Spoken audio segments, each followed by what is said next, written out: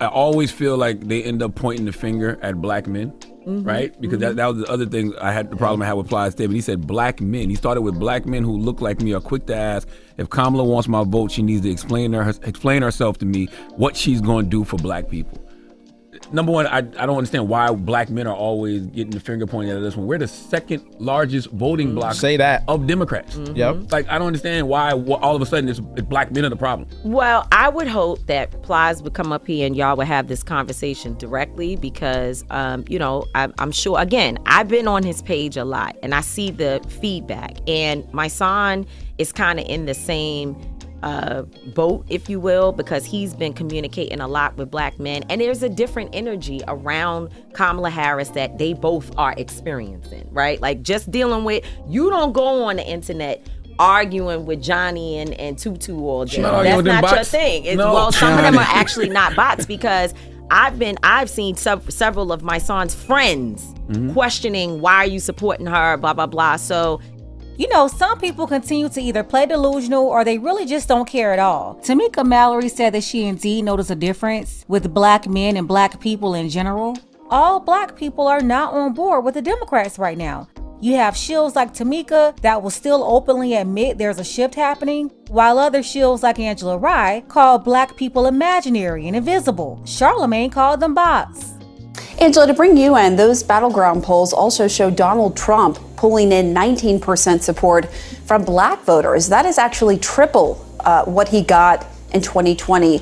What do you make of that? What is he doing right to win them over? I don't make anything of these polls that are talking to imaginary black folks. I would love to know, for one, who they're talking to, because I've not seen. So you think that they don't exist? I think that they are, maybe, you know what, they might be the invisible man that Ralph Ellison talked about in his book. I don't know who these people are. I'm sure, again, I've been on his page a lot and I see the feedback, and my son is kind of in the same boat, if you will, because he's been communicating a lot with black men, and there's a different energy around Kamala Harris that they both are experiencing, right? Like, just dealing with, you don't go on the internet arguing with Johnny and Tutu all day. That's not your thing. Well, some of them are actually not bots, because I've seen several of my son's friends questioning, why are you supporting her, blah, blah, blah. So, yeah, they obviously know the truth.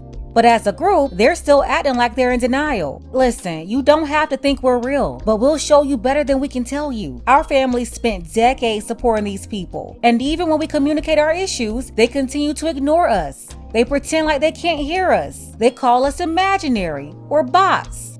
All I gotta say is, black people, when is enough enough?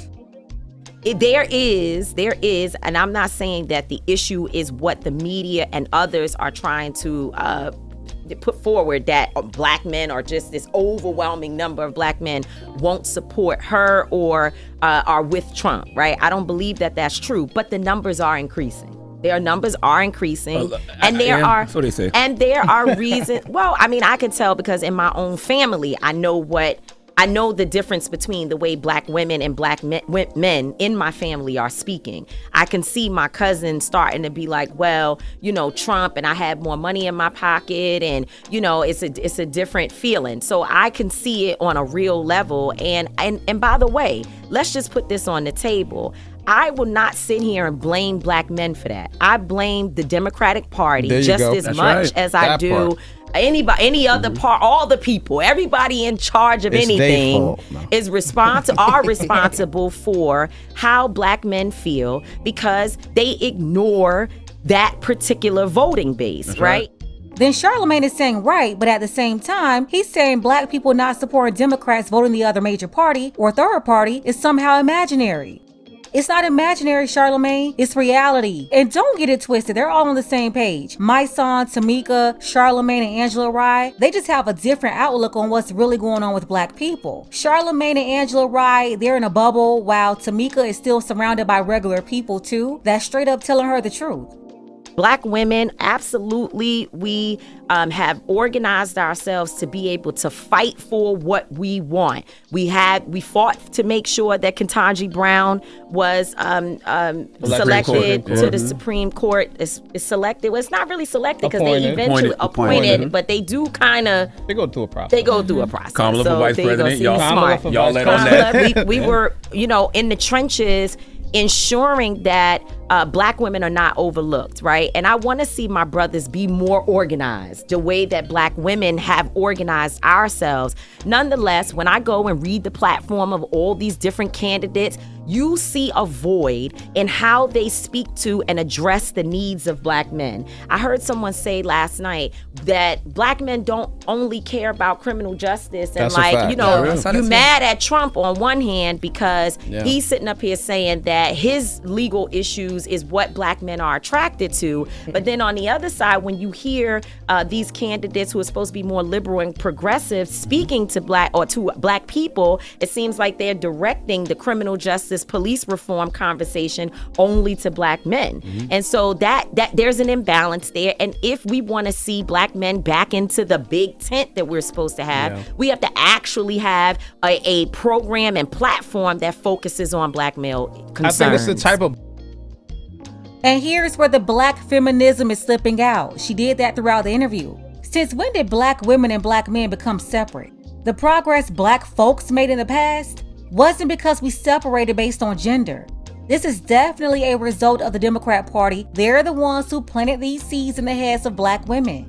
That's how they maintain control over all of us. They elevate Black women and pretend they can't see Black men. I don't make anything of these polls that are talking to imaginary Black folks. I would love to know, for one, who they're talking to. So when I talk to Black men across this country, they don't see themselves in this party.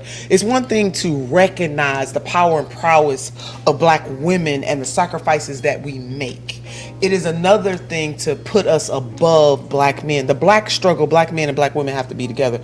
We don't have the luxury to be separated. And so I resent the Democratic Party for doing that.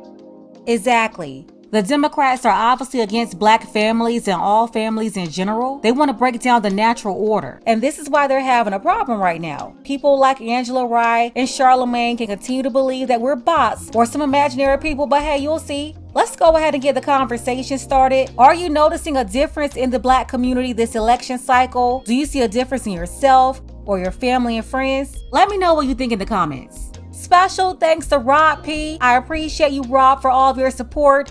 As well as Roland C. Thank you so much for continuing to support the channel and sponsoring these videos. Also, big shout out to Sonya, Fob, and Lamar. Don't forget that you can support this channel as well. Links to Cash App and PayPal are below. Ladies, fellas, want a balanced analysis, want the truth from a woman's perspective? Then you're going to want to subscribe to this channel and don't forget to like and share.